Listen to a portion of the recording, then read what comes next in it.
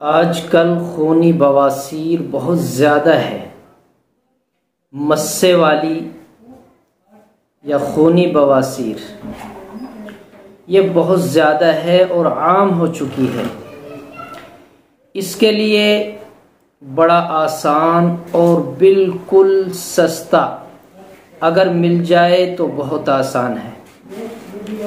बोहड़ का दरख्त, बरगद का दरख्त, उसकी छाल लेनी है, उसकी बकली छुटानी है, ऊपर से दरख्त की छिलका वो हमें छुटाना है और उसके बाद वो छिलका हमें सुखा लेना है। धूप में सुखा लें अच्छी तरह। उसके बाद उसको जलाकर उसकी राख बना लें। जलाने के बाद कोयला या राख उसकी बन जाएगी। अब उसको बारीक पीस लेंगे। बारीक पीस कर सुबह और शाम 3-3 ग्राम ताज़ा पानी से लेंगे तो ये मस्सों के लिए बहुत मुफीद है। ये तो एक पाउडर की शक्ल है, खाने का एक नुस्खा तैयार हुआ। इसके अलावा एक इसी का मरहम तैयार होता है। ये हमें दोनों तरीके अपनाने हैं तो हमारी बवासीर बहुत जल्द ठीक हो जाएगी और हमें इंशाअल्लाह सेहत याबी नसीब होगी। दूसरा तरीका मरहम का ये है कि हम गाय का मक्खन 250 ग्राम लेंगे। गाय का मक्खन 250 ग्राम लेंगे और उस मक्खन को पानी में धोना है।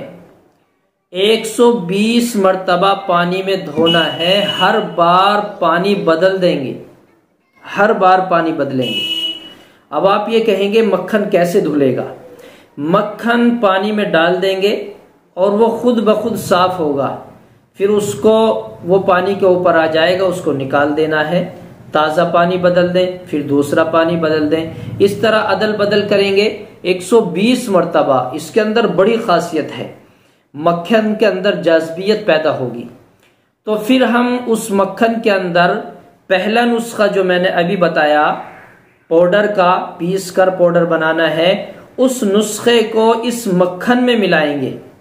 इस मक्खन में मिलाकर हम इसका पेस्ट बना लेंगे। हम इसका एक बारीक करके इसका मरहम बनाएंगे। अब ये मरहम हमें मस्सों पर लगाना है। क़ज़ाए हाजत से फारिग होने के बाद हम इनको मस्सों पर लगाएंगे इस मरहम को। और ये बात ध्यान रखनी चाहिए, इस बात का बहुत ज़्यादा हमें ख्याल रखना है कि हमें इस दौरान जब तक हमारे मस्से ख़त्म ना हो जाए, बवासीर दूर ना हो जाए, हमें कब्ज़ की शिकायत से दूर रहना, कब्ज़ ना होने पाए, कब्ज़ को बचा के रखना है।